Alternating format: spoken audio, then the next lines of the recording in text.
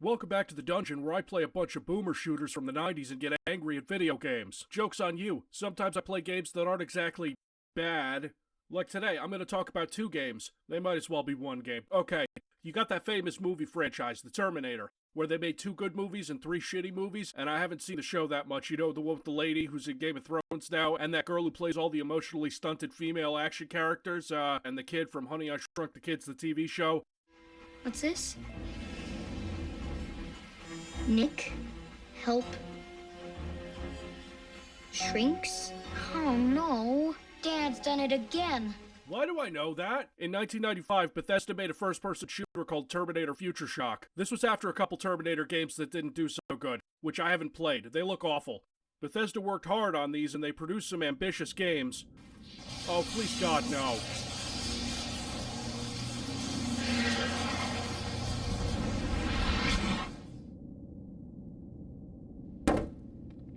No. Civvie 11. Nope, nobody here by that name, sir. Please go back to whatever Channel Awesome production you came from. I have been sent from the future I to know, stop... you're here to stop Todd Howard from whatever. I don't want to do this, really. Does anyone want to do this? Look, Bethesda jokes, Todd Howard jokes, they're all over Twitter right now. They're everywhere. Everybody deserves all that flack they're getting from Fallout 76. I'll cop to that. But those jokes write themselves at this point. You don't need me to tell you about it. Not sent here So to in this stop episode, Todd. we're not doing any Bethesda jokes or any Todd Howard jokes or anything like that. And we're sure as shit not doing a hacky sketch where me and the Terminator go on an adventure to Bethesda Studios to stop them from creating a shitty game. Honestly, I don't have the budget for that. On October 10th, 2018, Oh, for fuck's sake, can you Patient guys do Zero. something about this? Defense systems engaged. There we go. Now we can get down to business. And that business is Terminator Future Shock, which is a 1995 Bethesda game produced and designed by a young upstart named Todd Howard. In 1995, they just hired this dude out of college and let him produce and help design a game using a major IP. But I did get to go to, like, these conventions. I got to go to CES and all this stuff and look at games. And when I would go to the Bethesda booth and remind them how great I thought they were and that they should hire me. And eventually they did. And so I started here in '94, pretty much right after I graduated from school. It wasn't long after, about a year. This is normally where I'd start bitching about how the game shits all over the source material, but to my knowledge it doesn't. It's fine. The game itself's a little rough, but I understand why people have fond memories of it. I don't. I barely remember Skynet, and it's not really as impressive when you play it after Quake. Looking at it as an artifact of its time, it's the exact opposite of what Bethesda's doing now. It's an incredibly ambitious game with bleeding-edge tech that somehow runs in DOS. Is it good? It's not the worst. It's not even what I would consider bad. It's competent for the most part, and glitchy, but you can forgive that, and I'll tell you why as part of this deep, uncomfortable dive into the past. Future Shock starts off with a full-motion cutscene in a horrifyingly low resolution, as you did in 1995. It's not even that bad. You see a nuke in 1995 instead of 1996, or 97, I think. I thought that was when Judgment Day happened. Fine, it's a year off, it doesn't matter. Nuke goes off, then we're 20 years into the future and hunter-killers are flying over what used to be Los Angeles. The robots brought you to a death camp because that's how they roll, and the Resistance helps you escape. You don't actually see that part happen. The story picks up a little bit later, like a minute later. You put in your call sign and it's off to the races. One of the guys who helped you escape is dying and tells you to pick up his gun and make your way to a car so you can meet up with the Resistance.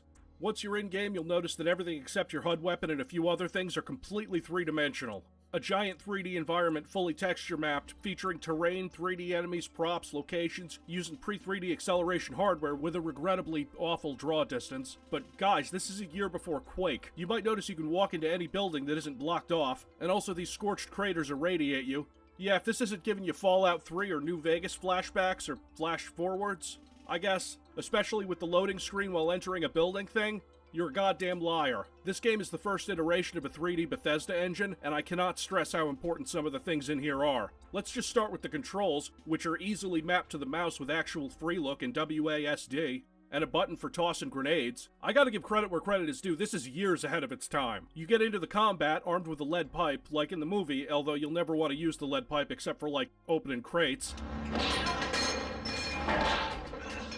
And an Uzi, your weak starting weapon. It takes a ton of bullets to destroy just one of the robots. That's not a complaint. I'd say it works in the game's favor. You're given a ton of bullets and explosives. You're given a shotgun pretty early if you're willing to explore. And the game crashed the first time I tried to save.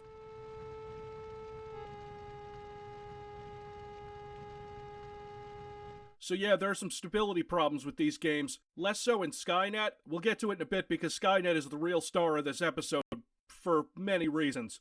We can't forget about shooting the moon. I'd get comments if I did.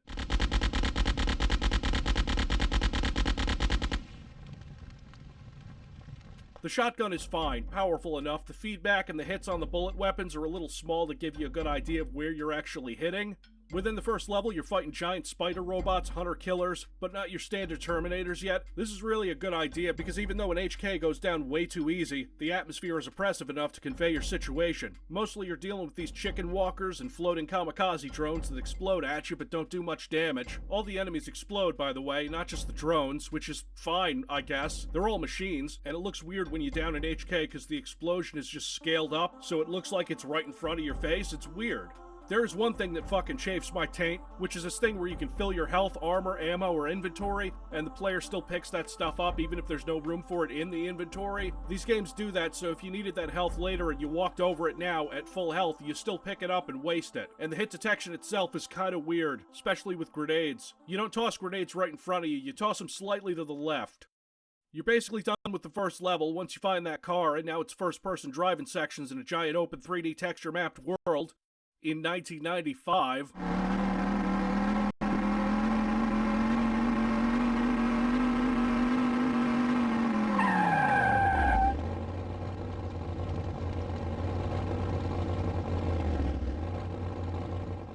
This shit right here, this is why Todd Howard still has a job. When was the next time you saw something like this in a shooter? Sure, the vehicle controls are a little stiff. I use DOSBox to turn up my mouse sensitivity, and the sound of the car hitting the brakes is burned into my soul now. This part's from a little later in Skynet, but it applies to Future Shock too. Player movement is interesting. You jump like you're on the moon, and your air control borders on being magic. You can basically air dash. It's cool. You can't aim for shit when you're moving, so it's not practical. The game will sometimes require you to make crazy moon jumps, more so in Skynet. Soon enough, you're reporting to John Connor himself and getting missions. Your first resistance mission is blowing up a big fence and liberating a prison camp.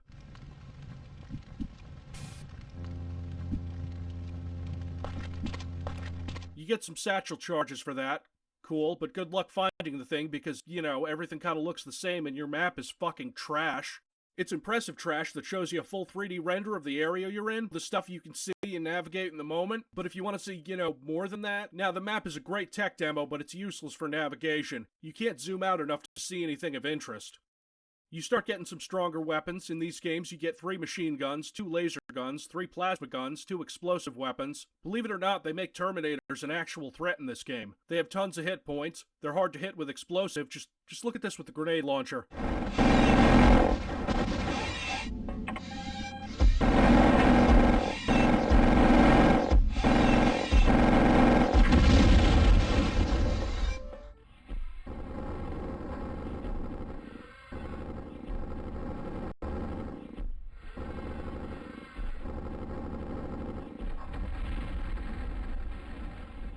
Yeah. Terminators all but require explosives to kill, and the only one you can aim with any success is the rocket launcher. The grenade launcher doesn't have a goddamn crosshair. Now that's great, that's fine. It's endlessly frustrating. Before you get explosives, you should be tossing pipe bombs or grenades at the Terminators. It's your best bet since they tank like 100 bullets, or like 5 or 6 hits with the shotgun. And as you're doing this, if you're lucky, the Terminator's only going to have an Uzi, and he'll still take most of your health. The game does not nerf a Terminator, which is fine. Good job. And the bullet weapons, they work, weirdly. The Uzi fires 1 bullet at a time, the assault rifle fires a burst of 3, and the heavy machine gun fires a burst of 4. The level design in Future Shock is passable most of the time, unless you're in a building and you drop down and get trapped forever in this area because the switch to open the door is on the other side and you have to reload a save to get there because you saw this shiny new weapon down there and you wanted it, and it turned out it was dog shit anyway. No, I'm not mad. Not mad. The plasma pistol. Crap, useless, garbage, completely unnecessary to the arsenal. It does terrible damage, but it only costs you like 1 cell. Then you get the plasma rifle, which does better damage, and then the plasma cannon, but you also have a laser rifle and a laser cannon, which are really, really similar. The laser rifle has a scope on it, but since this is in such a low resolution, it's fucking useless. Skynet fixes this problem, we'll get to it. Once you free the prison camp, or, no, everybody's dead. there's no human NPCs in this game. Anyway, you get into the sewers. We've hit 20 people, and these sewers are garbage, because of course they are. And you have to do first-person platforming on tiny ledges with the floaty moon gravity controls. It's weird and awkward and unpleasant.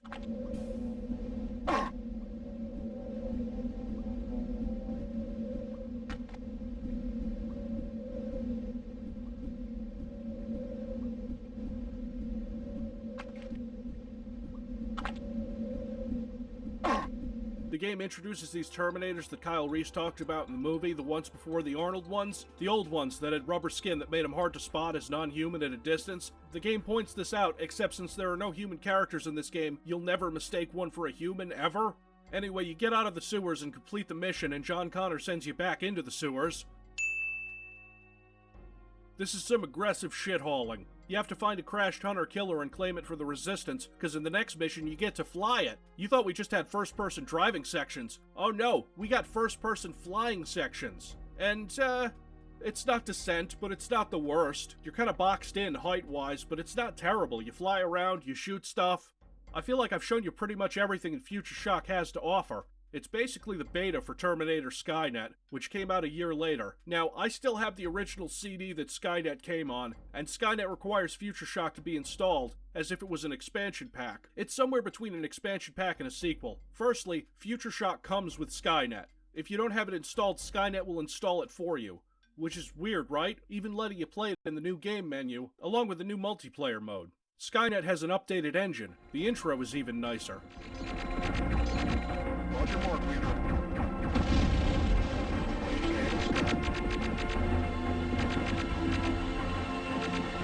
These games even get to use the Terminator music. MIDI-fied, sure, but still good. And the crown jewel, the cherry on top, live-action cutscenes.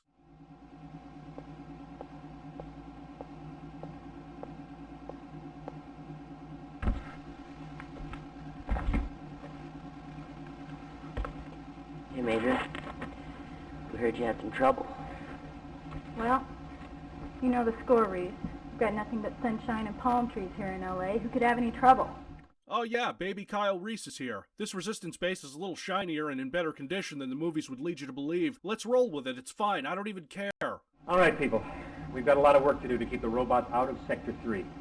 Sir, has this individual been cleared by security? Whoa, whoa, fourth wall is down. I've just been standing here this whole time. Hey, couldn't he be one of the prototypes for a new model or something? Relax, Kyle. Our new soldier here checks out. I even had him run past one of the new K9 units. I've decided to assign him as a field op to the command team. Major Catherine Parker. Good to have you aboard. This is Dr. Hanover, our chief technician. You could call me Bill. Hi, Bill. And our young skeptic here is Kyle Reese, we think. Yeah, well, you can't be too careful around here. Anyways, welcome aboard. Oh yeah, sure, let's let a kid into the war room. Pure nepotism, Connor, you should know better. Are you ready for some action? Yes, sir.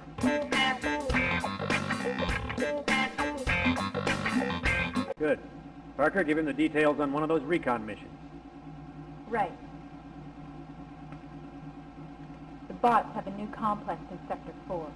Surveillance has shown convoys moving in and out of there over the last 2 days. We need more information. So first off, take a look at this. Skynet, instead of running in 320 by 240 resolution like Future Shock, can be set to a crisp, modern 640 by 480. Great, right? I mean, it looks better, except the sky is blue. I had to patch the game before it turned black again. I don't know. Oh, and the game changes resolutions every time you bring up the menu. And between transitions in the level.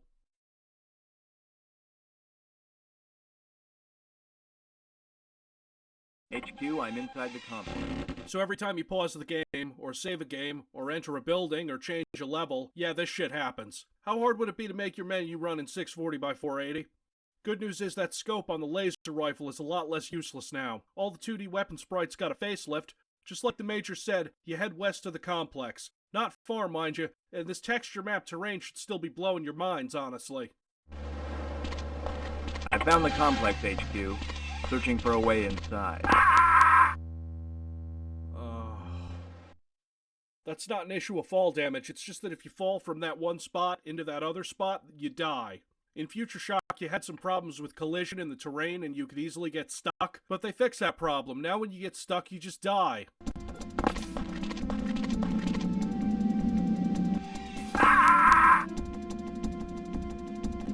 Skynet has some improvements to the gameplay. You get more stuff to do, more varied objectives. Like to sneak into this base, you have to get on this convoy and... Okay, this is the version I installed straight off the CD from 1996. There's a community patch from 2017 that turns the night sky black again and fixes some common issues. One of those issues is the frame rate chugging when you pick up items. The display messages tank your frame rate. This game was really unstable back in the day. Like, it would crash so much, I don't even remember finishing it with cheats. We're in the dungeon now, so let's get a patch from the community that fixes the bugs in a Bethesda game. Okay, I lied. There's one. It took a couple of levels before you saw heavily armed Terminators in Future Shock. In Skynet, you better be ready to deal with that, because there's two of them as soon as you exit that crash box. Oh look, the shotgun hits are more distinctive now. You can really tell when you hit something. Cool. We're seeing real improvements here. The bots are shooting lasers at me much faster than usual.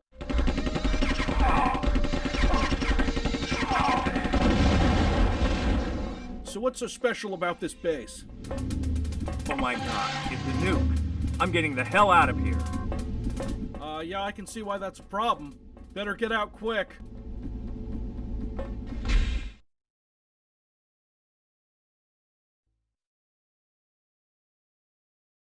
The freaking bots are all over me. I'm heading for the Oh, Jeep. fuck. Yep, they're all over me. This is significantly harder than the last game. I don't have any real explosive weapons yet. I'm stuck chucking grenades at them, which is a mechanic that has not been improved. I don't have the ammo to deal with all this shit. This is insane. There must be something...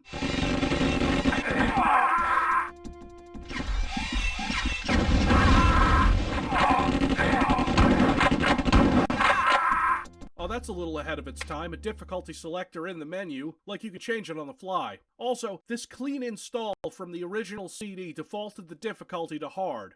Fuck you. Let's turn that down. The vehicle handling is not better.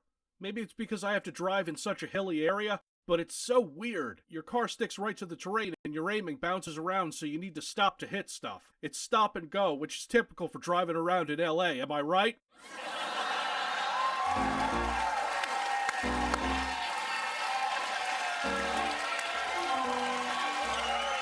This patch that I installed increases the draw distance, but not the distance the AI notices you, or the distance the physics take effect. It's kinda cool, look at this.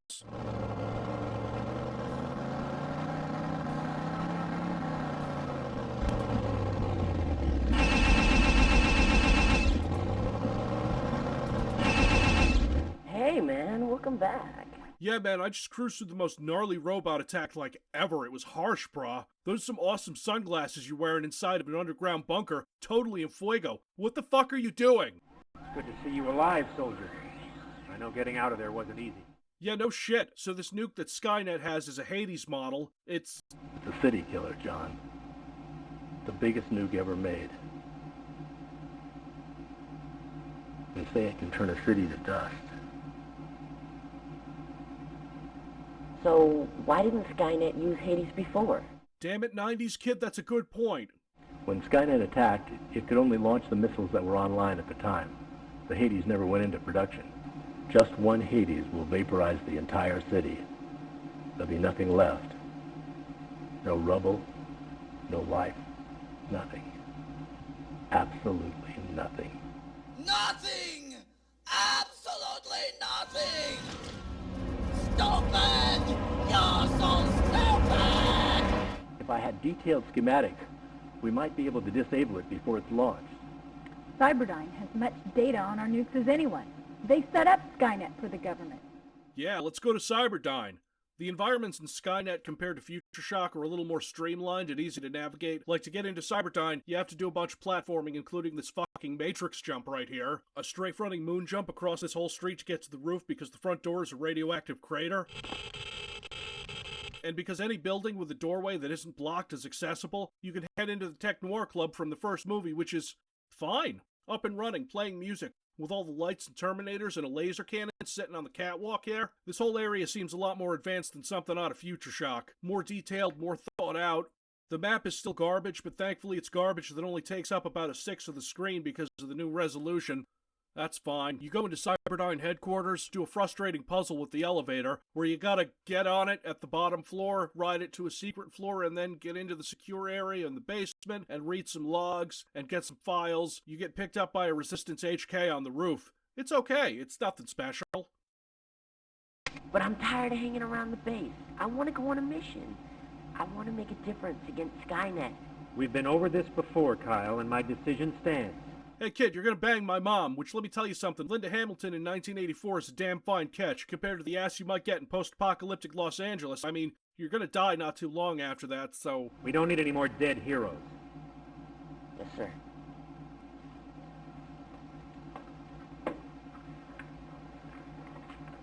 Hey, you look a lot more comfortable than you did on the top of that roof. What the hell happened out there? Oh man, shit was crazy, you know? You sent one guy to infiltrate that place where Skynet was fucking built that holds all of their secure records? No big deal, I'm fine though, thanks for asking. That rescue was a fine piece of work, Jensen. But we can't afford distractions, people. We've got to focus on neutralizing the Hades. I need a solution, and I need it now. I recommend an all-out offensive on the missile base. Hit them fast and hit them hard. Everything we've got. Casualties will be high. But we've got to strike before Skynet can launch. Actually, Major, we may have an alternative. I ran across some interesting stuff on the Cyberdyne system. One file concerned a missile test silo, and another related to a Hades data upload to the USS Las Cruces. There's a thing this game does, and to a lesser extent Future Shock did, where you go through one of these loading screens and you're immediately getting shot at by a fucking Terminator.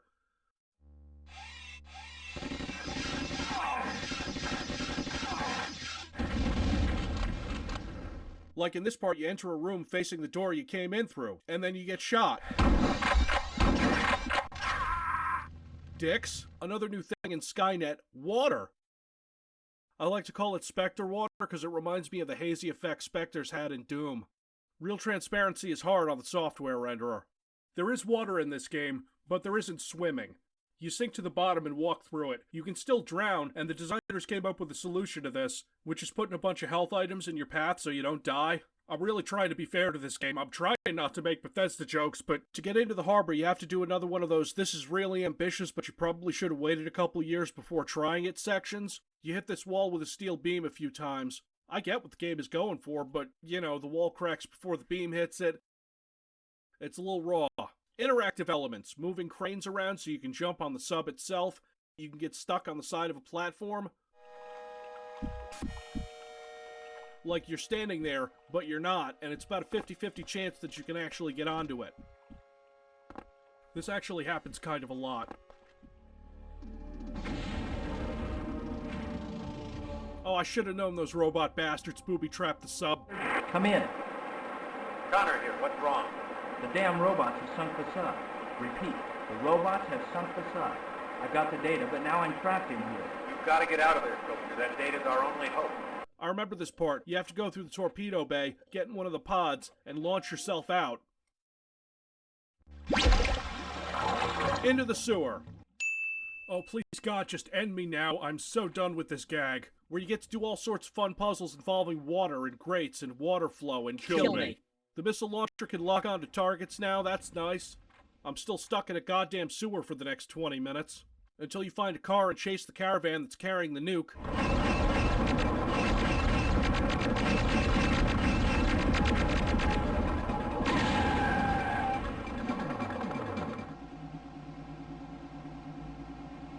Connor out. No, stop! Now 3 of them are wearing sunglasses. What the fuck? Bad news, people. The convoy made it to the silo, and the Terminators are prepping the Hades for launch. At least you got back here alive with the missile data. Hanover, any progress? I've only had the data 15 minutes, Connor. Nothing yet. Time is a lost luxury, Doctor. We're facing a nuclear strike within the hour. Not gonna lie, the guy playing John Connor is way more authoritative than Edward Furlong. Long story short, they can't disable the missile, so I gotta fly in an HK there against heavy resistance, and give the missile some coordinates somewhere off in the Pacific. Getting there isn't a problem, but the final level of Skynet is a fucking nightmare. Explosives are tight, robots are everywhere, navigating the silo facility is... This place was clearly not designed by robots, because it doesn't make any fucking sense. Let's just start with this one building with ammo stockpiled in it, that's also full of radioactive material that turns your screen bright red when you try to collect anything near it. Oh, and this control room, where you have to do something to open up this elevator shaft, and I never ended up needing to go down there, but there's a grenade launcher over there to tease you. That stuff isn't as important as the fact that to open the door to the elevator shaft, you need to press one of these buttons, and all the other ones open traps or spawn Terminators in the room with you.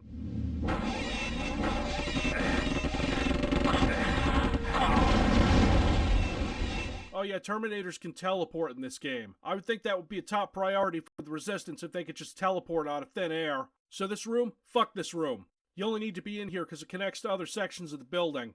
Not the first floor, though, only the second. And to get to the upper levels, you need to...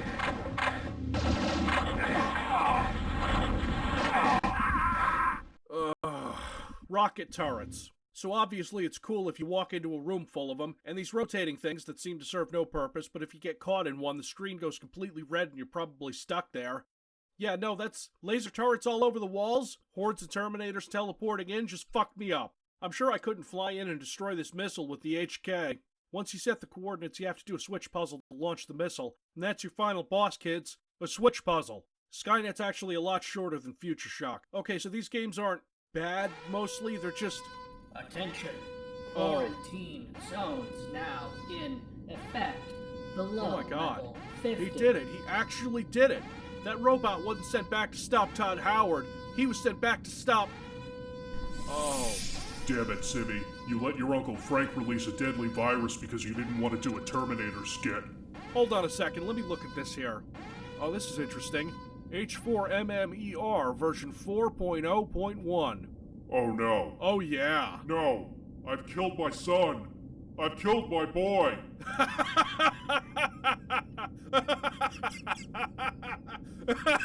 Fuck you.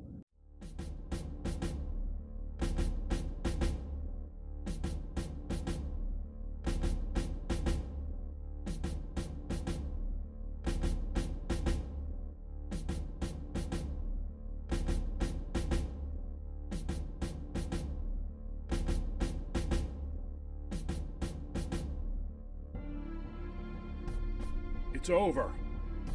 No. There is one thing left from the alternate timeline, and it must also be destroyed. Hey, you still got a piece of my brain in there. You know, there's two of those now, so maybe you could give that back? So how do we do this? Right into the lava? That sucks, dude. I'm gonna go do my YouTuber stuff, though. Keep it greasy. I can't self-terminate. You must lower me into the molten. Okay, but that is self-terminating if I'm doing it. So, maybe you can accidentally trip over the button or something?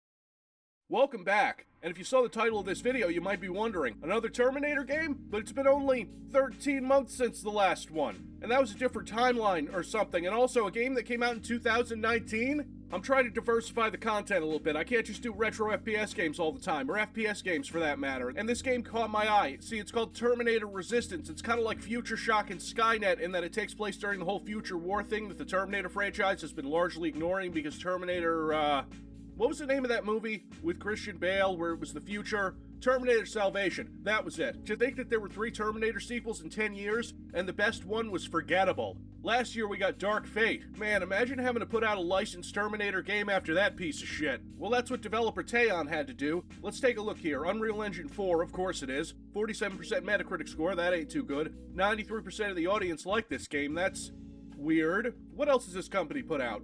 Oh, Rambo the video game. That rail shooter nobody played and I only know about because it was on a lot of worst of the year lists in 2014. No!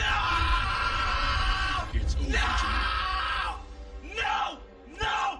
No! No! No! So this game is going to be bad. I can feel it in my bones. This trailer isn't doing it any favors. I want you to take a team of my soldiers and fight your way to Skynet's defense grid.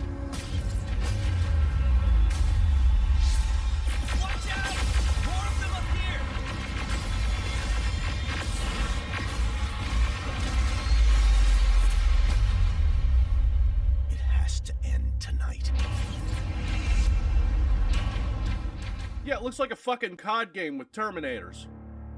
On August 29th, 1997, Skynet, a computer system built to protect us, became self-aware. It viewed humanity as a threat to its existence and decided to act. Judgment Day, as we eventually called it, marked the beginning of the war against the machines. Yeah, okay. Oh shit, we're right into it. Listen to me if you want to live. Get under that bus, now. Keep moving, quick.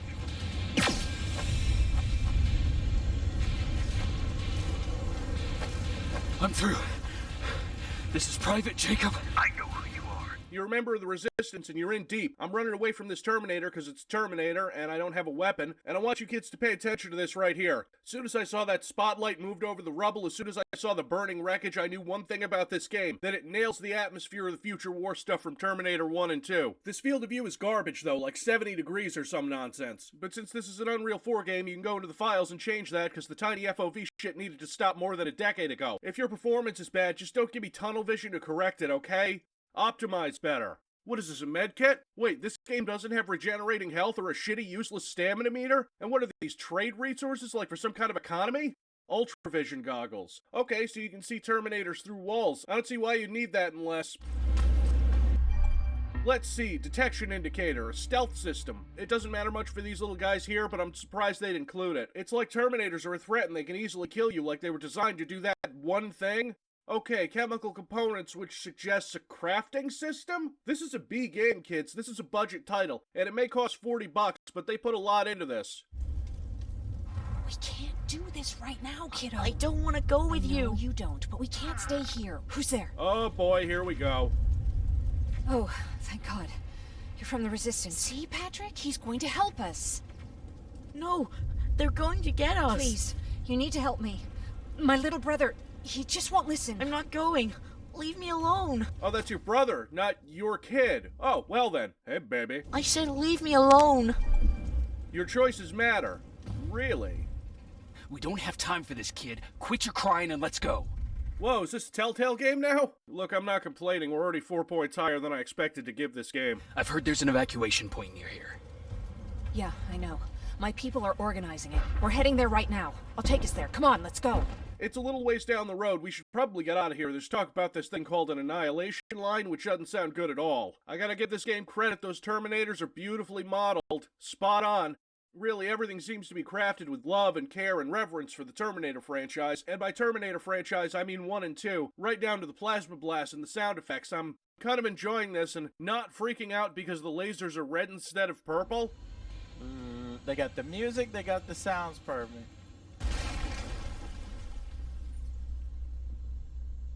But not the color of the fucking lasers! Bam. To be fair, they said, Joe, you get purple lasers later. Look, Joe, I get your performative anger. You're on a stream. You gotta play it up. You don't want to sit there and not scream about stupid bullshit. Unlock green lasers. Start with what we know. I clapped because I know Star Wars! Oh yeah, you loot corpses too. Or, loot destroyed machines for crafting ingredients, ammo, and chips. The chips won't be important for a few hours, but here's the thing. You see how the machine is sparking? It does that if you haven't looted it yet. It's a subtle and unintrusive visual cue to tell you if you've looted the enemy. I just thought that was a nice touch and a smart design choice. I know that Colin wants us to go, but I don't know how I feel about leaving anyone behind. Ryan here says there are still people missing, survivors, and gives you a choice of either leaving now or looking for them, and I'm like, yeah, I'm a badass resistance man, I'll do that, it's my job, right? Oh, and take this. You probably need it. Yeah, that's cool. Chasing ghosts? That's what we do now? Fucking hero. Okay, douchebag. The writing in this game isn't the most subtle, but like, you ever watch a James Cameron movie? Their damn village happens to be resting on the richest unobtainium deposit within 200 clicks in any direction. I mean, look at all that cheddar. I've seen James Cameron dialogue charitably described as utilitarian, and yeah, I guess it's not all exposition, it's kind of quippy and does what it needs to do in order to give basic characterization and such. Not slag on James Cameron, but let's do an experiment here. Take a James Cameron script and give it to another director, even a talented director like, say, Catherine Bigelow. She doesn't love you anymore. Maybe she did once, I don't know, but she doesn't now. These are used emotions. It's time to trade them in. My point is that there's a ton of James Cameron dialogue that is carried through by incredible performances, and Cameron's own undeniable talent at making tense action movies, at least before Titanic, so having this B game be a little schlocky in that regard just fits. It may have been accidental, but the simple character dynamics and moral choice system works, and understanding the Terminator movies kind of helps you understand them better. If you're in this game and some character's acting like a tough guy, like some focused, merciless, heartless killer, that's not the way to play it. Where was I? Oh yeah, looking for survivors, collecting resources, shooting smaller robots, finding one survivor, bringing them back, shooting more robots, finally getting on a bus and leaving Pasadena. This is fine so far. The survivors stop when their bus breaks down. I have skill points? Okay, we got toughness, weapon damage, explosive damage, lockpicking, crafting, and hacking. Oh. I see what you're doing here. When you go out on your next mission, you really get what this game is going for. Check out the lockpicking. That looks awfully familiar, right? Because this, and maybe I'm being reductive in saying this. Nah, no I'm not. This is trying to be a Fallout game in the Terminator universe, which is a really good idea actually, and with a budget and time, I think that could be a really, really, really good game. Oh, did I startle you? Are you always such an asshole? You know what? Now that I think about it, I guess I am. At least he's honest. He asks you to go out into the field with him. You can choose to talk to other survivors to get side quests, and this is basically how the game plays out. Instead of having a completely open world, you go out on missions in large open areas where you get main objectives and side objectives. There's no giant settlements ruled by tyrants, it's just humanity versus the machines. This is a better and less janky Fallout game than anything Bethesda's made recently.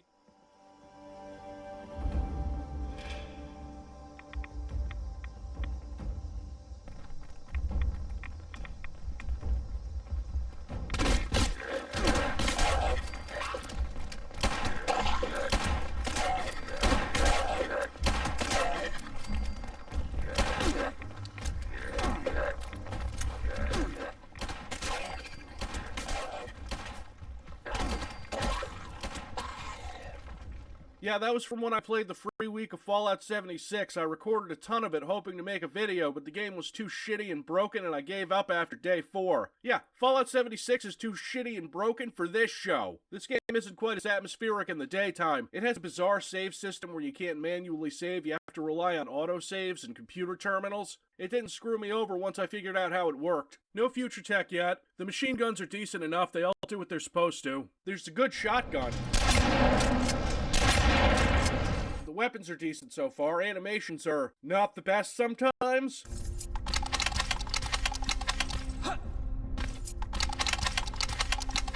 Nice fucking model!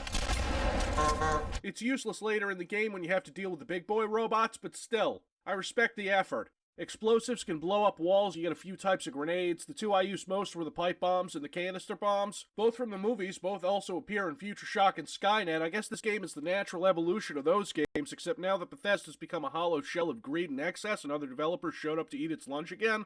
I think playing the first 2 hours of this game is probably going to give you a bad impression. Remember when this looked like a Call of Duty game from the trailer? Well, this right here, walking around areas, looting, shooting, avoiding or engaging enemies, that's 90% of this game. And even the daytime missions look and play way better than they have any right to. There's a good attention to detail.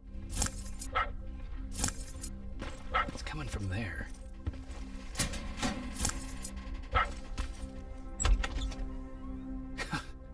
What are you doing here, boy? I know a kid that'd take care of you. Come on. Hey, fuckhead, your radio's on. Or was I supposed to hear that? Fucking creep. Okay, I'm not even going to question why you carry this dog in your inventory for the next 40 minutes, but look at this. You give him to the kid, and dogs can spot Terminators. Consider my heart warmed. You can't put a puppy in a game and then have the main character give it to a child and have that game be bad. You can't. Before we get to spoiler territory, you do face real Terminators eventually, and they're still dangerous most of the way through the game. You can blow them up with explosives, bullet weapons do nothing except the shotgun, which is cool and all, and ties into the movie, but it won't take them down. For that, you need plasma weapons. You can upgrade your tech skills to be able to pick up and use Skynet's plasma guns, which you don't need reloading but overheat. However, you're probably not going to upgrade to get them by the time you need them. There's also a single-use knife weapon that lets you perform an execution on a Terminator. And if you level up your crafting, you can make those, but I really wouldn't suggest relying on this because, like I said, at this point in the game, if a Terminator catches you, you're dead.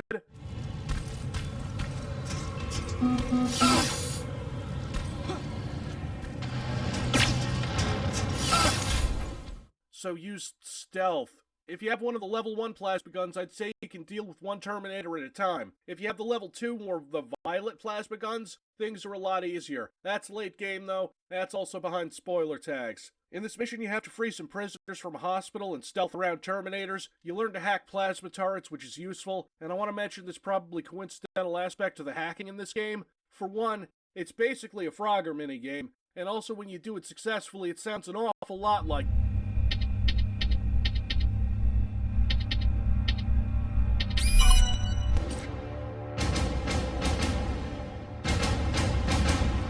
Okay, game. Cool.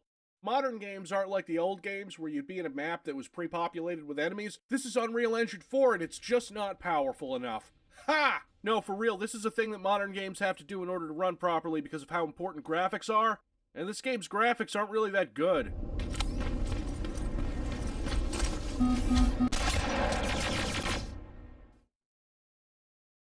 You'll notice I can't see this guy with the visor right away because he hasn't spawned in yet, because it would be too much for the engine to handle or something. Maybe I should blame the devs. I don't know, this is bad. But at least the Terminators don't look like this. I thought it could be the range on the visor, but it's not. Shut up. It's still kind of bullshit, but that's modern gaming for you. Now, unfortunately, it's time to get into spoiler territory, because I gotta talk about the story. I'll say that this game is, at its core, a decent to above average and sometimes absolutely great love letters of the first two Terminator movies that's slightly hobbled by the fact that it was done with probably some time and budget constraints that prevented it from being a big, epic, open-world Terminator game. The ending of this game is the best and most exciting part of it that hammers everything home. For those who don't want it spoiled, leave now.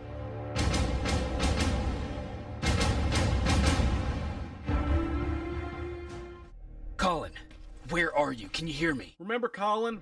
Are you always such an asshole? You know what? Now that I think about it, I guess I am. He's dead. He got killed by this fancy new infiltrator model of Terminator. You know, the Arnold one. Though obviously they couldn't afford Arnie's likeness, so it looks like this. It almost kills you before the mysterious stranger hits it with a truck, which doesn't kill it, despite the fact that the major difference between these Terminators and the regular ones is tissue over the endoskeleton. They are a bit tougher, and not to be fucked with until you have decent weapons. I should mention that during all of this, I was carrying a puppy. That infiltrator model was sent back in time to kill Jacob, and is the one that killed his squad at the start. This whole time we've been trying to get to General Barron, this woman here who is kind of a bitch. But then I started thinking, who is Private Rivers? And why should I treat him as anything other than the deserter he is?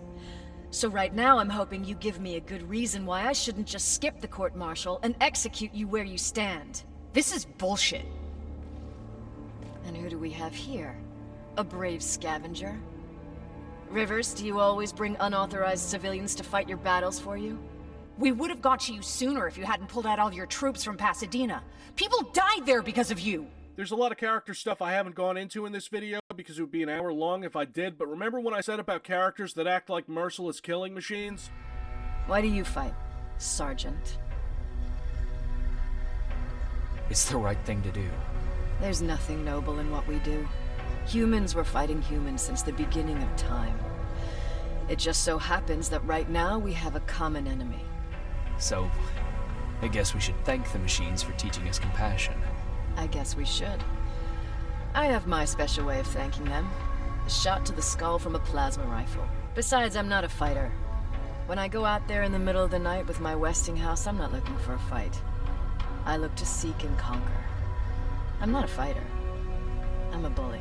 I know what you're thinking, that's pretty bad. So you finally meet Baron to tell her about the infiltrator unit, and she doesn't believe you at first. Too bad Skynet attacks, and it's time for your first plasma weapon. It's great against smaller drones. Once the real Terminators show up, it still doesn't do the damage you need it to. This game does a good job of making the Terminators a threat, even when you finally get some weapons that can reliably kill them. And at low health, they might get stunned. Unless they explode, they're not dead. Keep firing. Now I can talk about how the AI is kind of fucked sometimes. The easier enemies are, of course, kind of dumb, and the Terminators just kind of go around robotically patrolling areas and relying on brute force to kill the player. That works, actually. Fucking infiltrators started throwing grenades to compensate. Cool, fuck you! This ain't Trepang 2, I can't slide away from this stuff! Also, go play Trepang 2, it's free demo, it's good. Most of the enemies have weak spots you can score critical hits on. Aim for the red parts. Aim at its red eye. You'll see it. It glows like a fucking beacon. Don't you think I know that? The way you're shooting, I thought you'd be all the advice that you did. Sections like this are kind of COD-like, minus regen health. When you're taking cover, it's because you don't want to be immediately melted by plasma against an enemy that is way stronger than you are. That oppressive feeling is all over the combat in this game, almost to the very end. And no, fighting Terminators in the daytime doesn't quite have the same impact. I swear they set some of these in the daytime so they could reuse the maps. You escape to a Resistance base which looks exactly like it does in the movies. Baron tells you that you're number 3 on Skynet's kill list, right behind her and John Connor himself. They sent an infiltrator back in time to kill you, but also the stranger who helps you escape it, which, if you haven't figured out within the first few cutscenes that this is just Jacob doing a Batman voice, I can't help you. Are you alright, Jacob? Jacob! Baron sends you back to Pasadena to collect intel, but it's really just the same kind of thing you did before in the warehouse district, except at night and the training wheels are off. The shopkeep gives you special goggles that can take pictures, and you're supposed to take pictures of Skynet's defenses as well as this big bastard right here. Now, I'm playing this game on normal, and with perseverance, it's not that hard.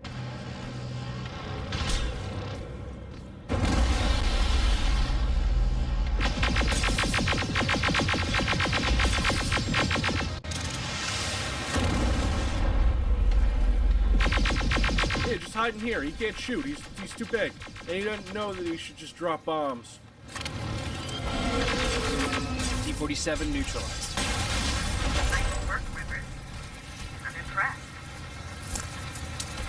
You know, I read a review of this game that said that this was nothing new, and a lot like Half-Life 2, which is, you know, absolutely idiotic because Half-Life 2's guns suck, and even though this game doesn't really do anything new, it does all this stuff well enough to be enjoyable. IGN gave Terminator Resistance a lower score than Fallout 76. Are you fucking kidding? This isn't the best game, but Jesus Christ, these are all bad takes. Can we please, just please, when developers actually appear to care about what they're doing with a licensed property, maybe encourage them a bit? Every now and then you'll come across a Skynet outpost that you can sneak into and disable by hacking it or, you know, blowing everything up instead. Oh, and now that you have plasma weapons, you can finally use those chips to upgrade them. Match the symbols, complete a circuit, and since you have so many of these things, you'll end up selling them at the bunker to buy better weapons. A rocket launcher? Absolutely. A sniper plasma rifle that can 1 or 2 hit a Terminator? Sign me the fuck up. Let's go.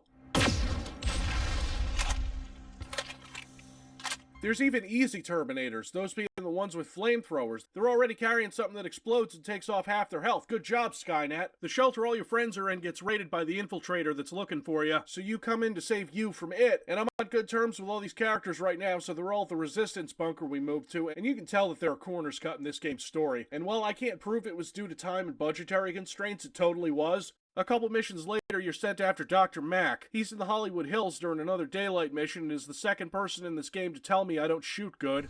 So you know I'm not a Terminator. Of course I do. They are way better shots than you. You know, the last guy who told me I don't shoot good died, so fuck you. My patience is wearing thin. Why am I even here? Here? On the stage, you mean? Because I wanted you to recite a poem. That's right. That's why I got you on this stage, to invoke the fear of public speaking in you. This will allow me to check your emotional response. Fuck off. Very hostile emotional response. Noted. This all leads to him developing better plasma weapons, and that influencer that was after... Brought to you by Raid Shadow Legends. So that infiltrator that was after you, you have the closest thing this game has to a boss battle with that, and of course he's tough, but Alvin, the doc back of the Resistance who isn't a hermit, gets his CPU chip, but only Mac, the dangerous rogue scientist, can hack it and probably use it to reprogram a Terminator. Knowing how the timeline of this series goes, I decided that instead of killing him like Baron tells me to do, she has her own personal reasons. It doesn't matter. Fuck her.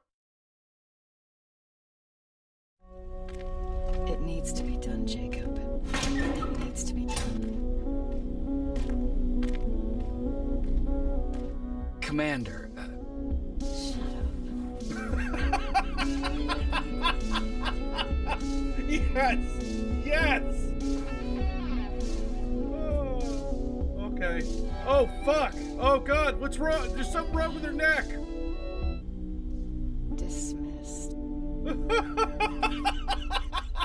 Close the door behind you. Dismissed! You have another thing that's supposed to be a boss battle with a giant tank like it. It's kind of boring. We'll see the giant tank again. This is probably my least favorite part of the game because I bought a rocket launcher before this mission and it gave me one anyway, and hey, why in the hell is the Resistance charging for weapons? Don't we all need to stop Skynet to survive?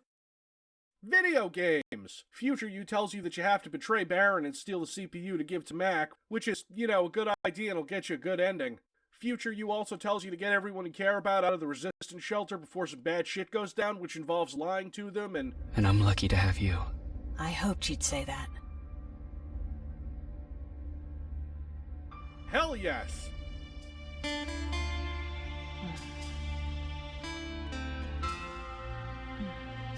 I'm getting more trim in this game than I did in Super Seducer. I just want to trace the path of this game here. You start out as a basically helpless resistance fighter with awful weaponry that can't even damage Terminators, and by the end you are carrying an overcharged phase plasma minigun and are a total badass. And the final chapters of this game, oh, they are the best part.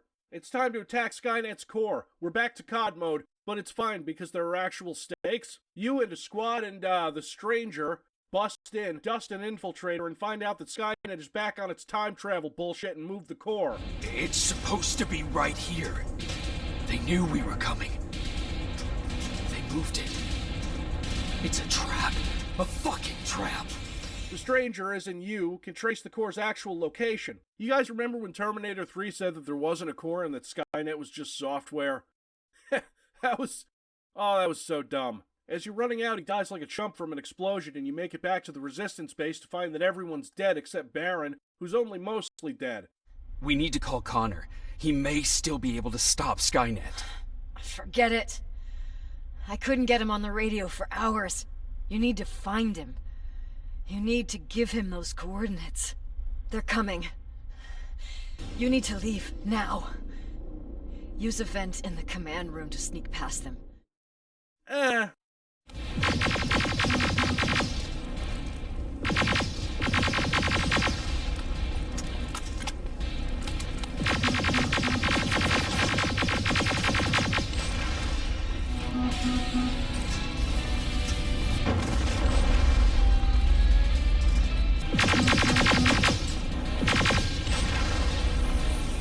This is what I signed up for. The rest was fine, but this is what I wanted. And since the second you started attacking the core, the game keeps escalating. You make it to the Resistance base and you meet with John Connor himself, and he's got this under control because he already knows Skynet discovered time travel. Now, since you were the person that found the location of Skynet's core and shut it down, Skynet sent back Terminator to warn itself, but then the Resistance had to send you back to protect yourself against it because the infiltrator that nailed your whole team set off this chain of events of discovering the infiltrators exist and getting one CPU so you could reprogram it to send it back to deal with the T-1000 in Terminator 2. Long story short, Skynet got desperate and did time travel to try and fix things, only ensuring their own destruction in the process. It's like this game is based off the good Terminator movies or something. And this final battle storm in the time displacement facility is the best action you're gonna get from mid-shelf gaming. Listen to the music, the constant forward momentum, the fact that you have a giant fucking tank on your side now, the absolute no-holds-barred throttling you give those machines.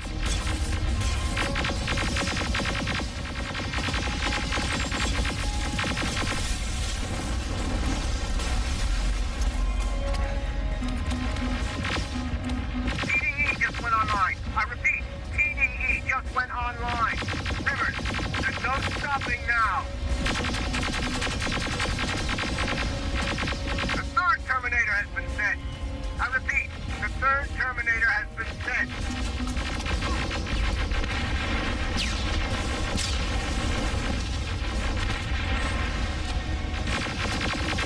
Rockets! They're heading this way! Wait, what?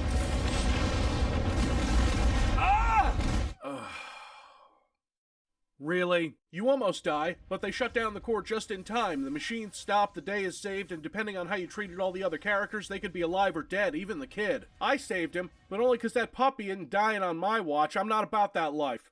This game has the balls to not even sequel bait. The war's over, the machines are done, Skynet is toast, and you know what? I'm satisfied. This game is pretty decent, and maybe, just maybe, some crazy movie studio will license Terminator off to devs who care again, and give them a real budget, and time, and staff, because there's plenty of wasted potential here that could fix. They could have made a better Terminator game, but all things considered, this is a solid C+. Like a 7, 7.5. The kind of mid-priced B game we don't get anymore, maybe because game reviewers tear it to fucking shreds because it doesn't have enough new ideas or something. Maybe I'm just jaded by so many absolutely abysmal adaptations. But this game's fine.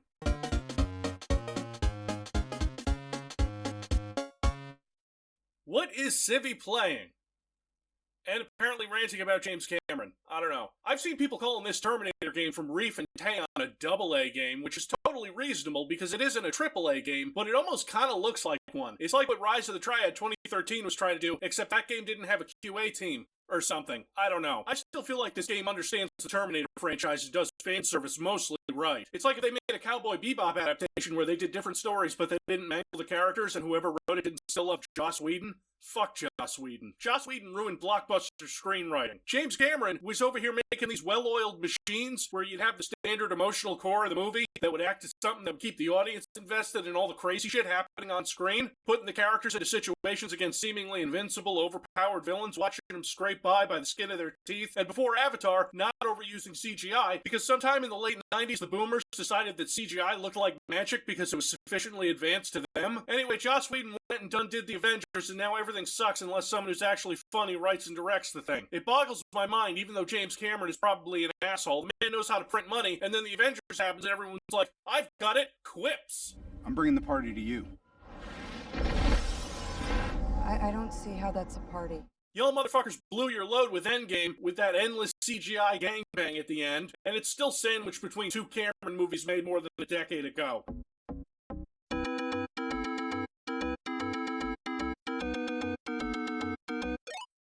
I'm not trying to suck the man's dick, I'm just saying that Hollywood could make even more of the money, that thing I know they love, if they sucked less. Marvel movies are going to be one of those embarrassing things we look at in a few decades like they looked at disaster movies in the 70s, or disaster movie in the 2000s. Anyway, the Terminator Resistance DLC is pretty cool, and I'd rather not go into the whole thing because most of the new campaign part is still what the old game was, except they placed the story in the middle of the other campaign, so you don't get the more powerful plasma weapon. Sorry, Angry Joe. It's red plasma, oh well. The DLC can't really outdo the final fight from the original game, that's fine.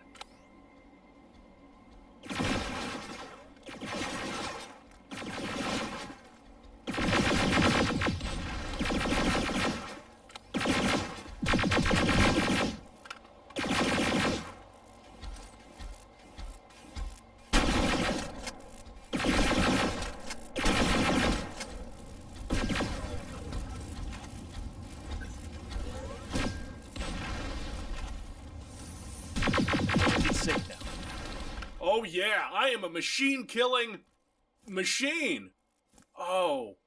Oh no. Oh no. Kyle Reese is in this, not Michael Biehn, either because he was too expensive or he didn't want to do it, maybe because of a previous bad experience when voicing a game character from another franchise. Randy. But I'm not going to talk about that stuff. I just want to talk about the beginning of it because that's the interesting stuff, the different stuff, and the most effective part of the whole thing. It's a flashback with Jacob Rivers, the protagonist from the game, when he's a kid, in post-apocalyptic LA, scavenging with his dad.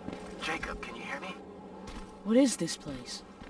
It's a school I attended before Judgment Day. Why are we here? You know why. Don't do that. Don't do that. But we're not even supposed to be here. The Resistance said Skynet was around here. I wouldn't take everything John Connor says as gospel. I would like to note that trusting John Connor... I'd die for John Connor. Yeah, trusting John Connor is justified in this game, not because he's Jesus or something, or because he's some kind of hyper-competent superhero, but because he has knowledge of future events, which is really helpful. Jacob's dad knew John Connor in school, but this annoying little shit John Connor, not the leader of the Resistance, and you can kind of see where he's coming from. I didn't know him personally, but everybody knew about him. I guess this was just one of the schools he got expelled from. I doubt he'd remember it. None of the stuff you're scavenging matters. It's not like you put any skill points into crafting. This is all character development. It's there because it should be. You do meet up with your dad, and the whole point of this trip is to open a time capsule that students made before Judgment Day. You know, back in my day, parents used to say that they wanted to give their children more than they had growing up. And since that won't be possible for you, I'd like you to have at least a taste of what I had. Okay, let's see what we've got. Here's something. Really? A machine? Yeah, really? That's in pretty bad taste, dude. What are you doing? Working on the Valorant video, boss man. During this whole thing, Jacob, nervously looking around because they're in a horrible post-apocalyptic nightmare future surrounded by killer robots, thinks they should leave, which is what the player is thinking. I know it's not much. Happy birthday, Jacob. That's cool. All this does tie into the main plot of the DLC, but I don't want to spoil it because this is the best part anyway. So they find a letter that John Connor wrote and put in there for Kyle Reese. And then the sky that the camera's been nervously looking at finally shows us that an HK is coming. Come here. Stay low. As soon as it comes closer, we make a run for it, right? Now go! Jacob's father is kind of an idiot because he decided to run directly into the spotlight, although judging by where the blasts are going, this could be a diversionary tactic, so his son doesn't get ripped apart by lasers, and instead, he gets ripped apart by lasers in front of his son. Nah, I'm kidding, that's kind of grim, they won't do that. Oh god, I'm detected. Watch out! Oh, Jesus. Dad just got blown away by a missile, and you were a child being hunted by Terminators, and this game makes it work. Even with the spotty AI that sometimes shows up in this game, it works. This lowered camera for a child's POV is a lot more effective than I expected. You're not just being hunted by random machines, you're being hunted by endoskeletons armed with friggin' miniguns. Listen to this.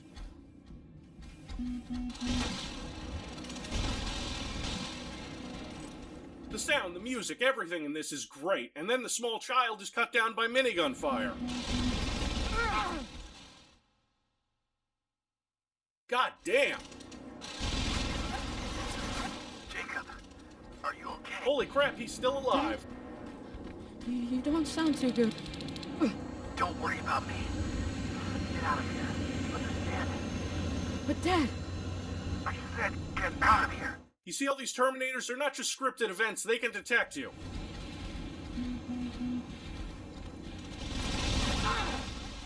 If you can hear me, please, let me know. Where are you? Jacob! You're hurt. They're coming. We need to go. And next, right here, is, as far as I'm concerned, the money shot. A brilliant display of restraint in direction and storytelling that a AAA game would never have gone for. We're gonna be alright. Come on. Back! Move back! Did you see that? The way the camera didn't go crazy, didn't do a snap zoom or a shake, and how there was no obnoxious scare cord? Just a quick... Back! There's a bigger one next. Back! Move back! Dad! Jacob, run!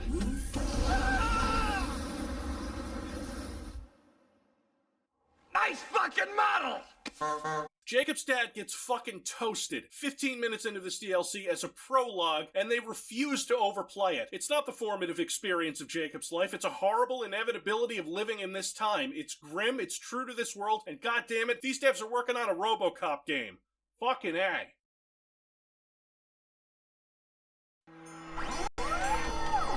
Oh no! Robocop!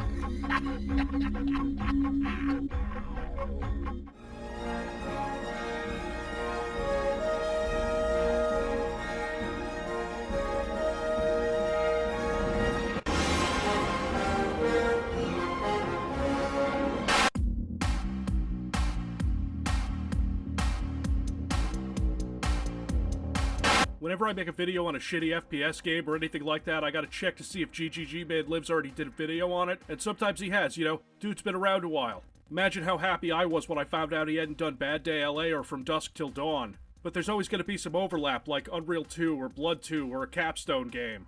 And I was so happy to find that he didn't even play the Matrix levels in Tech War, and then I played them, and I'm a worse, more broken person for doing so. Long story short, good channel, a gentleman and a scholar, but you're in the dungeon now, and we cut deep. To show you all the horrors that lay under the surface. The malformed, the grotesque, the horrific. And sometimes you get a game and you boot it up, and a few minutes into it, you're like, yeah, this is an episode.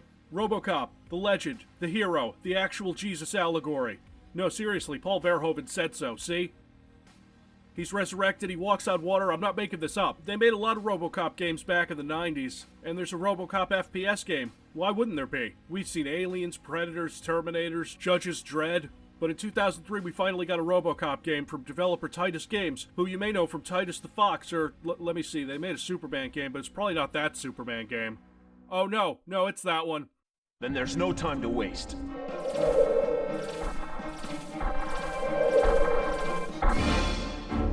You may not have heard this before, but this game isn't very good. And Carmageddon 64.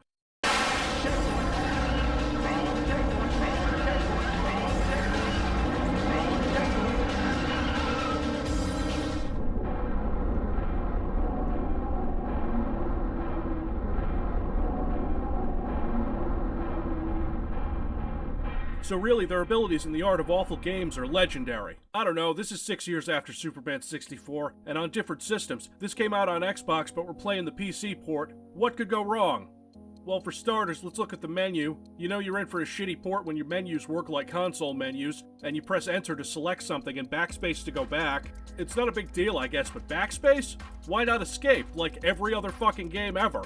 There's no video options whatsoever. You have to select a resolution before you play, and you get 16 bits per pixel rather than 32, like, well, I think every game I've ever played after 1998. Good job on that. Default controls aren't WASD in 2003. Giving them the benefit of the doubt, they're almost 5 years late on that. No adjusting mouse sensitivity, no video options. The game gave me the option of running in widescreen, but I don't think it was designed for that. We'll just jump in, normal skill like always. We get the patented Robocop news footage, minus the actual people you're used to seeing in the movies. Okay, I get it, this is a game, it doesn't have the budget, I'll allow it. In politics, the electoral campaign for mayor of Neo Detroit was launched this morning by incumbent Mayor Thomas Crowford. During his kickoff speech, the mayor sought to reassure his constituency by enumerating the measures he would take to halt the skyrocketing crime rate of Neo Detroit. I thought that's what Robocop was for. He don't take no shit or bullets or nothing. Invincible cyborg Jesus Charles Bronson. Hey, Robocop doesn't look too bad. This all looks fine so far. I don't think it's fair to say that Robocop's animations are stiff since, well, Robocop.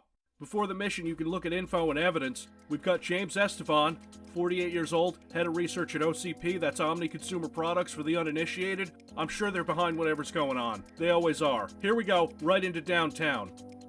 For each mission, you get primary and secondary objectives. Primary is the stuff you have to do, and the game could give a shit about the secondary. Here we have to restore order in the neighborhood, which means blowing away some creeps. Secondary is evacuate civilians and arrest 10 gangsters.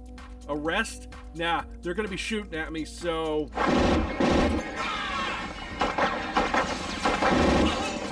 Arrest. Ha!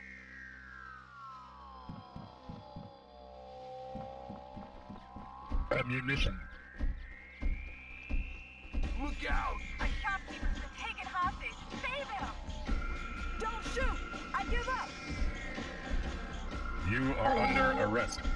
That was easy. First punk I see gives up. Yeah, this screen is a mess. Robocop highlights targets, and not just criminals. Criminals get highlighted in red, then blue when they give up. Civilians are always highlighted in blue, and pickups get highlighted in green. You might be forgiven for thinking this is an N64 game because the graphics are not good. Models are low poly, textures are small. Honestly, it looks like if somebody took GoldenEye and ported it to PC, maybe added a few details here and there, and some particle effects, but it's ugly. You're up against criminals that barely scratch you with bullets. That checks out, you're Robocop. The whole point is that a few dicks with shotguns can't blow them apart. You can zoom in, your gun is extremely accurate, you can lock onto targets, which might have been useful if you had an Xbox controller, but I have a mouse even if it is a little sluggish. The targeting is a little obnoxious, but this seems like a faithful recreation of Robocop. You're slow, a bullet sponge, you basically just trudge around and shoot gangsters. You have a shield and power. Power is health, by the way, shields you get by picking up these wrench things. And you get power by eating baby food. Energy. That Robocop voice isn't even bad. He doesn't have nearly enough lines, but we can forgive that. This isn't Superman 64 levels of bad. Oh, yeah. You're supposed to be able to get people to surrender with non-fatal gunshot wounds, but there's a couple problems with this. Shooting someone in the head can easily kill them. The enemy AI is really, really dumb. Location-based damage is definitely glitched because I shoot this lady in the head and she's ready to be arrested. Please, I beg you, don't kill me! It's time for peak Robocop. We're gonna try and shoot somebody in the dick. They'll fix you. They fix everything. Your move, creep. You're surrounded by a dozen criminals all shooting at you from rooftops, catwalks, windows, and it would be extremely frustrating if their weapons did any real damage. There's guys with miniguns and they're a joke. I mean, it is the first level. You have to clear the way into a tunnel, and how else would you do that except a cartoon dynamite bomb in future Detroit?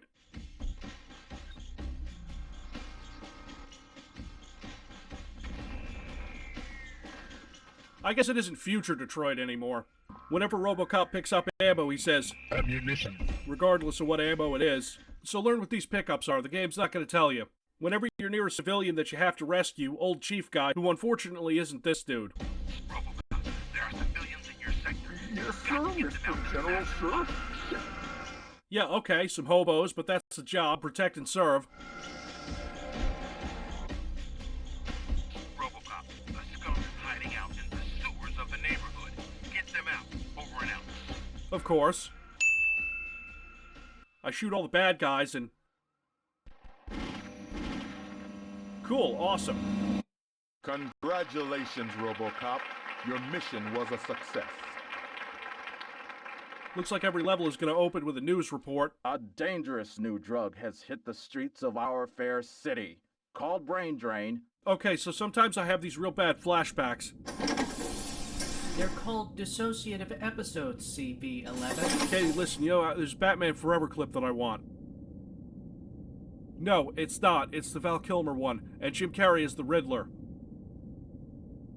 Oh yeah, it's awful. But he says brain drain while he drains somebody's brain, and I need you to put that in. Can you do that? Just go to YouTube and search for Jim Carrey brain drain. Jim Carrey is an actor, Katie. He doesn't pay. Oh my god! Brain drain! Called brain drain, according to police sources, this plague will impact a large number of the city's drug addicts. So the current drug addicts are going to be drug addicts. They're not shooting crocodile yet, right? Robocop, we just got some disturbing news. Several influential citizens of Neo-Detroit, including the Chief of Police, Commissioner John McDowell, have disappeared. John McDowell. Okay. According to one of our informants, they've been kidnapped. This guy even told us where they were holding them captive. He says it's the city dump. You need to get right over there, and above all, be extremely careful. I don't like the smell of this case at all. Oh, it's cute because it's a dump. Okay, time to take care of business. Got to get them out as fast as possible. Thanks. You saved my life. There are civilians in your sector. Got to get them out as fast as possible. Ammunition. There are civilians in your sector. Okay, I get it, old man. I understand. This guy's a serious asshole. Now, this is fine. Guys shooting at me from behind draw distance fog. I can handle this. You got this guy driving some kind of flame-throwing robot landfill machine? You don't even have to shoot the machine itself, just the guy riding it. It makes sense. There are civilians in your sector.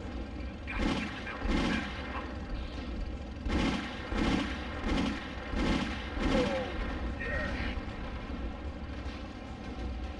Oh no, it's one of those games where explosions are instant death. If only I had a clip from Robocop that showed that he might be a little bit more resistant to explosions. Katie!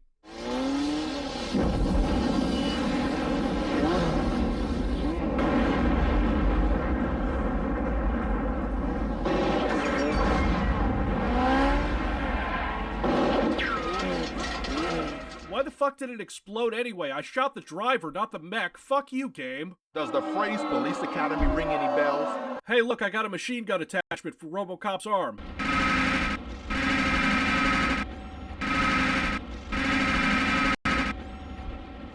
Katie, I need the Beetlejuice again. Nice fucking model!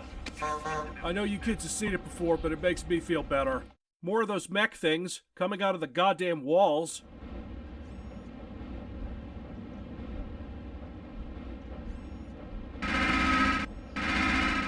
I think it's time to wreck some of this machinery. It is being used for evil, after all. What? Does the phrase Police Academy ring any bells? Yeah, shitty 80s comedies. Robocop doesn't need the police academy. He's programmed, you dick. What the fuck even happened? There is no way I was close enough to that explosion. No, I wasn't, but there was a hostage hiding behind this machine. Old cop will tell you there's a hostage in the area, and you better ignore all the shooter instincts and not shoot this barrel.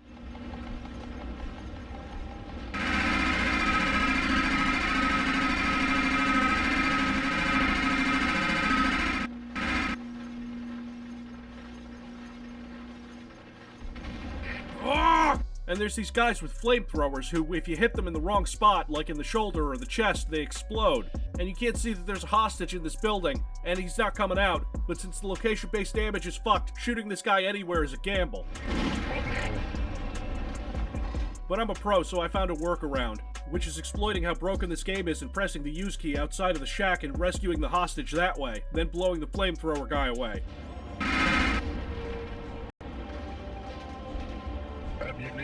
And here's another hostage they put right next to an explosive barrel. Fuck off. Finally, I get through the first section of the dump, on to the next. The AI is somehow even worse. There's times they won't even notice you're there. The fucking 7-foot chrome cyborg shooting everything.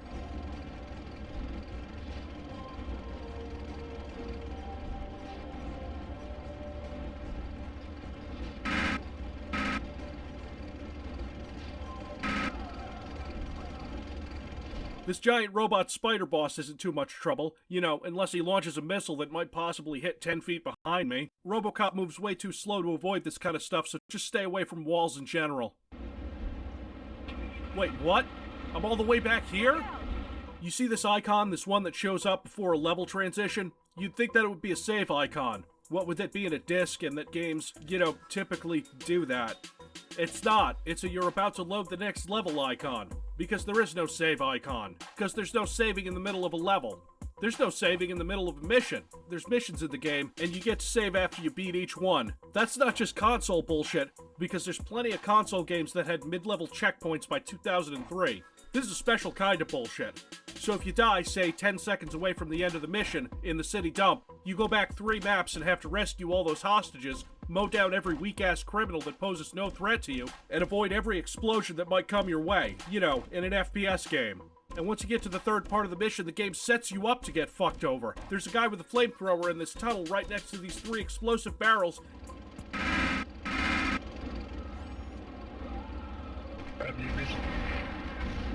Fuck that! Does the phrase Police Academy ring any bells? And the next mission is easy.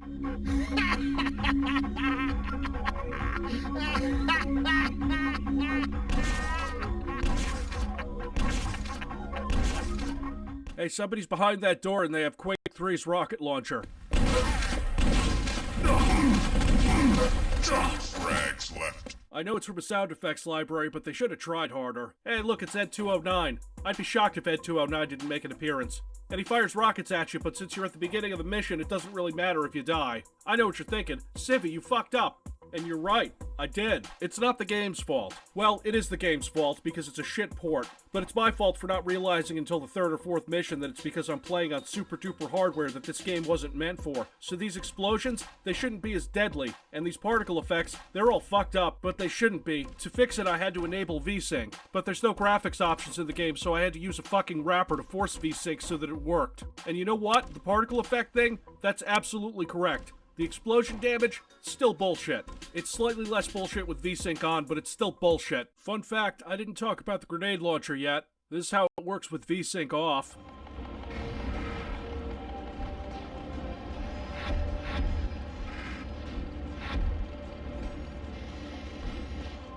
This is how it works with VSync on. Ammunition.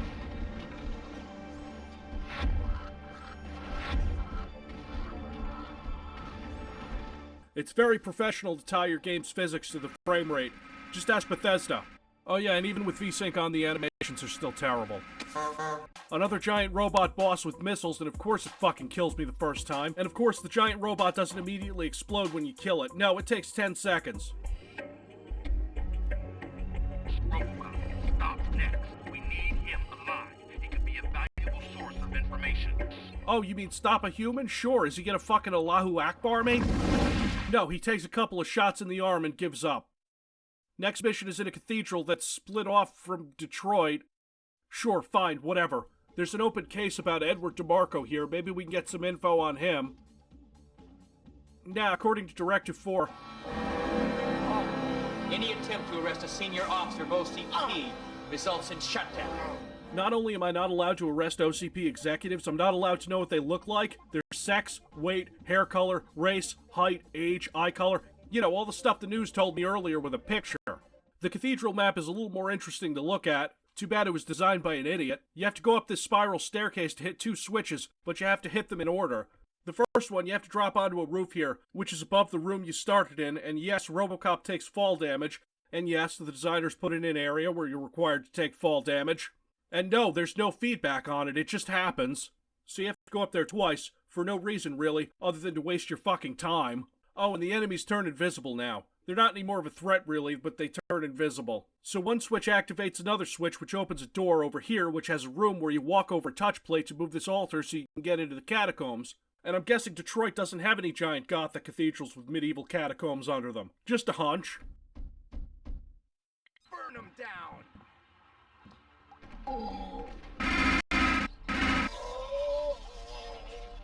Oh joy! A flash of blue light and death. I guess God's finally decided to punish me, it's about time. Now that's this thing. Whatever cyborg this is, it jumps around faster than any other enemy and shoots blinding particle effects at you. If you're extremely lucky, it kills you in 2 hits. But if you get blindsided by it at the start of a level, well, tough shit, you're back to the beginning of the mission. If one of these things is around, you drop everything to shoot at it and stun lock it so it can't do whatever this attack is. Looks like magic to me. I got a rocket launcher somewhere. The rocket launcher, I'm not even sure it's textured. Like it's just a solid color with a shiny chrome effect on it. The AI is still stupid, so let's play a game of chicken with it in this tunnel.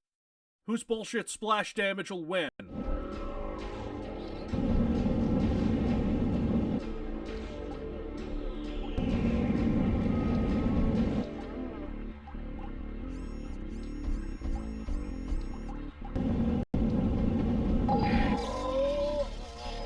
Yeah, I figured. You know what's fun? Playing the same fucking level 10 times only to get to a bullshit, unfair, badly designed area that keeps killing you, and you have to finish the game to make a video? You're not supposed to talk about that, Civvie. The administrator has drafted a memo about meta-humor used in videos.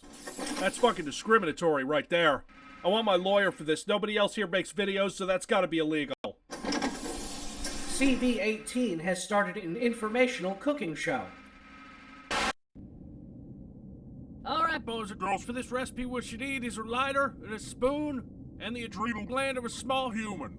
And we all know what they use the adrenal glands for.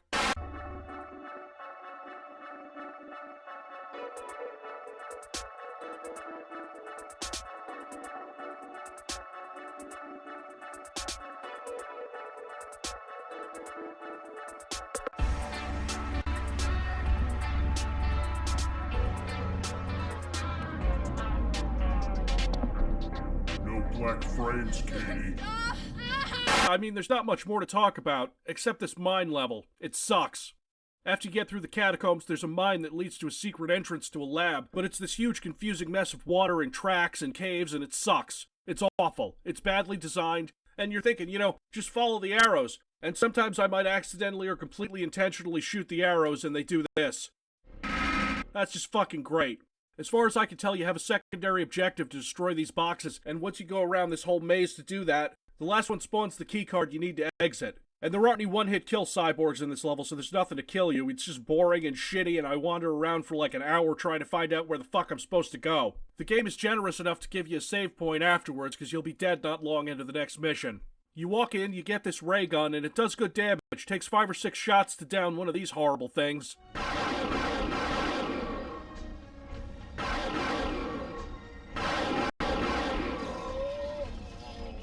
And it's animated really poorly. Look at this shit. What is this, fucking Quake 1? This is 2003! And upon rigorous, closer inspection, what the fuck is this shit? So my working theory is that if you step in front of this door, that's a trigger to spawn this thing, and if you step on it again, it despawns that thing, and if you step on it again, it respawns that thing. Why your trigger would be a toggle for a monster ambush that isn't an ambush because it's supposed to be there, but the timing's off because you can see it's not here when the door opens. And so his plan is that he uses television to take people's brains, and at the end he thinks he's Batman, but then he's never mentioned again. But then his costume is in Batman and Robin when they break out Mr. Freeze, so he's still there. What I'm trying to say is that, oh boy, I'm walking down this tunnel because I gotta get the keys to the fast boat. Yeah, the fast boat. You know, a fast boat. And the key is over here, and this giant digging machine is here, so I wonder what could possibly happen when I walk down. No, that's it. That's the whole thing. It's an easily escapable situation that wouldn't fool a child. And the wheels don't move, and the tread doesn't move. And when these rocks fall, they sound like shattering glass. Nice fucking model! The fast boat takes you to an oil rig, you know, off the coast of Detroit, and once you get inside the thing... Fuck!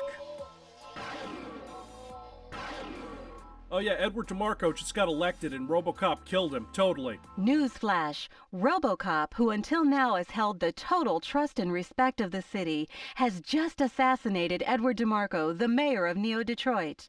The security guards responsible for protecting the mayor were unable to act, faced with Robocop's murderous rage. You didn't even see this. There's no footage, and I have a feeling the Detroit Police Department can safely say that Robocop was at an oil rig at the time, since Robocop has, like, video and trackers and shit.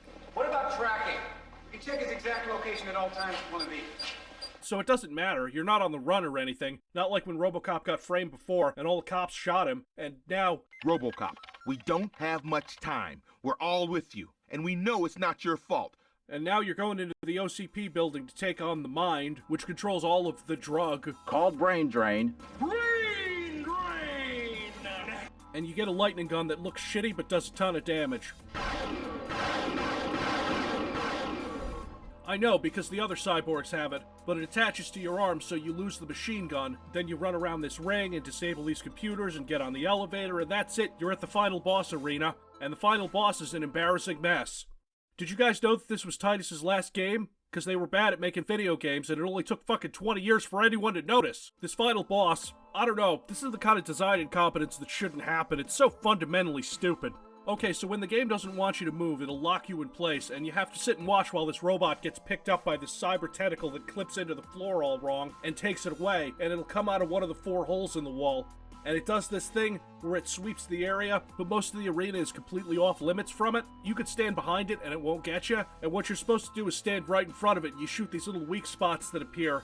I don't know, sometimes, whatever, it takes fucking ages even when it hits you and it knocks you around and it doesn't really take too much health off. It doesn't even show its weak spots every time. You have to wait and wait and wait until it starts randomly using lasers, or one time that one-hit blue energy stuff from before that it used exactly one time.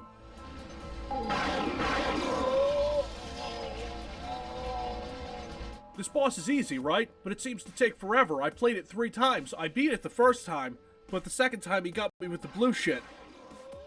And I know what you're thinking, why did you have to play him again if you beat him the first time? Because once he's dead, it activates a self-destruct sequence, and you have to disarm it. And how you disarm it is entirely based on trial and error. You have 2 minutes and 6 consoles. You have to put one of the 6 codes into each console. You have no hints as to which code goes where, so you have to guess. You guess wrong on a console 3 times and all of them rearm. And the codes change every time you play, so you can't write them down and do it later. That's the real final boss of the game, a bullshit completely out of nowhere puzzle section. It's harder than the actual final boss, and it killed me as many times. Oh shit.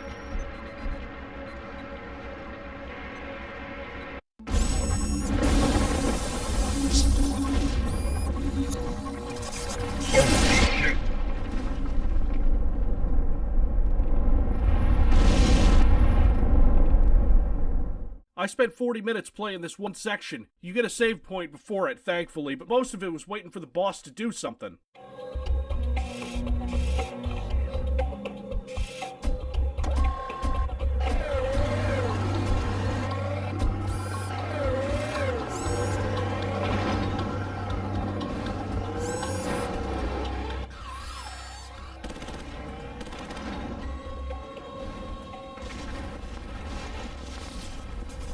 Oh, I guess that's it.